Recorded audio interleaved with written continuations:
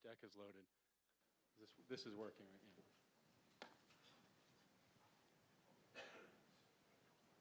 So I guess I can, there we go.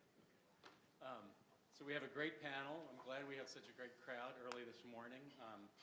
Only the conference focused on aging and technology can dare start this early in the morning during CES, but we're all glad to be here. And I think this panel is extraordinary in its experience in studying and delivering, selling product and marketing to boomers.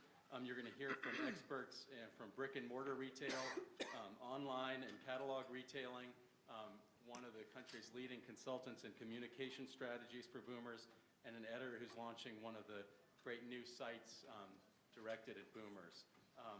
So that's what we're here to talk about, and I hope we're going to try to run through our presentations relatively quickly so we can have plenty of time for questions.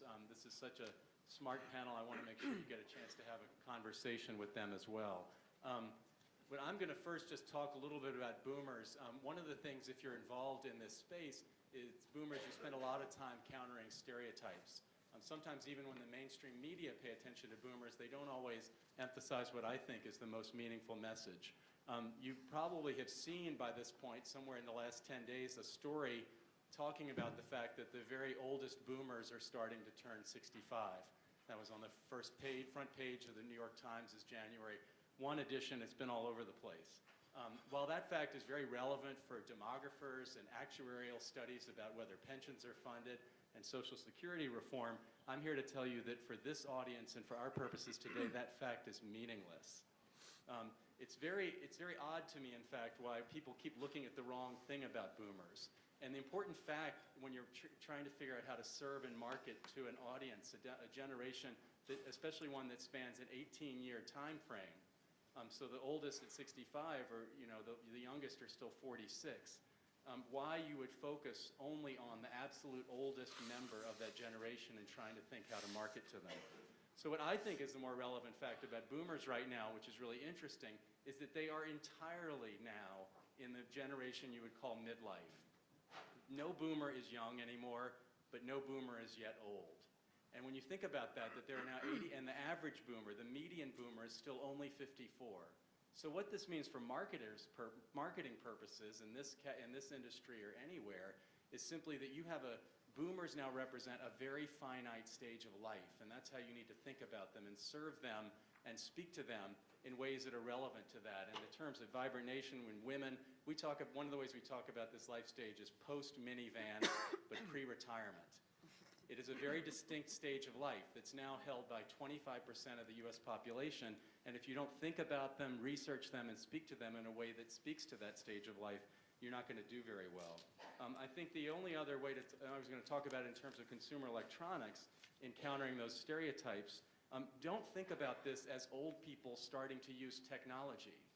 This is people who boomers now represent. We now have people in midlife who were the first tech-savvy generation. So remember this. I was talking to a reporter last week and said, oh, I know your audience is online because you have an online community, but are boomers really online? It shocks me that this question is still asked. But think about that. A 50-year-old probably got an email account in her or his early 30s. So this was the first generation that fully embraced technology in the workplace and at home, and now they're in midlife. So really get it out of your head.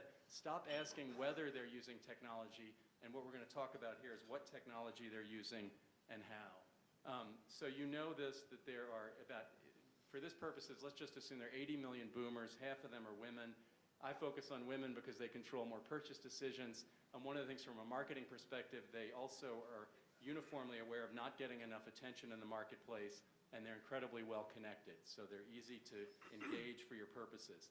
I'm going to talk really quickly about some of our research, just so you know our marketplace at Vibrant Nation is all women, almost entirely in the boomer age range right now, age 48 to 68, very well educated,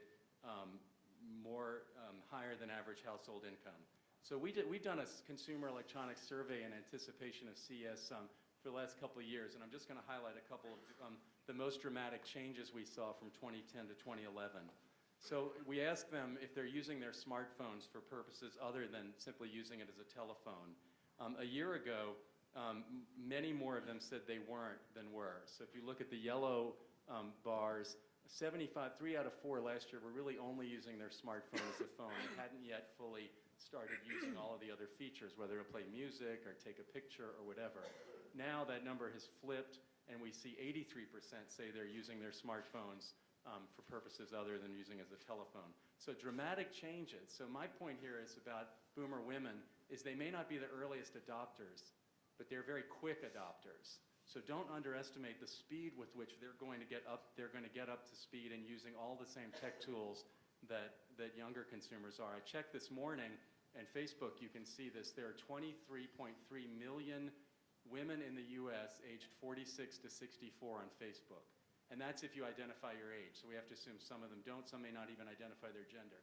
So that means that about 3/4 of every boomer woman is on Facebook.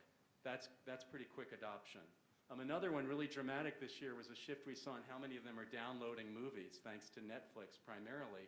A year ago, if we look at the bars on 2010 findings are at the top, sorry. In fact, very few were downloading movies, and most were watching, renting or buying DVDs to watch on TV. The number of women, boomer women, who are downloading movies has increased almost 5 times in the last year. Now almost a full 25% are downloading, and in our study, which skews towards the more tech-savvy, but actually more of them are downloading than renting DVDs. We see that in adoption of e-readers as well. They're over-indexing in their ownership already of Kindles and other e-readers, and the tech gadgets they crave at the beginning of 2011 are the same ones everybody's craving: tablet computers, iPads, e-readers, and all the same toys we all want and see on the floor here. So we do a lot of research. Susan mentioned our book that I wrote with Carol Orsburn about boomer women. Happy to talk about that later. But now I'm going to go into this great panel, launching first with Kurt Hulander, here from the #1 seller of consumer electronics in the world, Best Buy. Kurt is the platform leader in health initiatives. Best Buy is doing some really exciting work in this space, and he's going to talk about their work in that space and with boomers in general.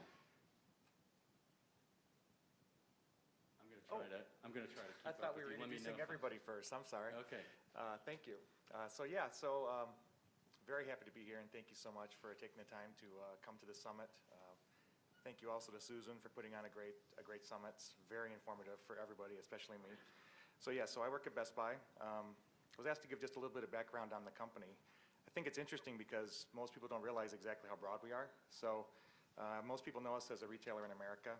People might not realize that we've expanded internationally. So we own the Carphone warehouse in the UK, and we've opened up Best Buy stores in England, Turkey, Mexico, and China.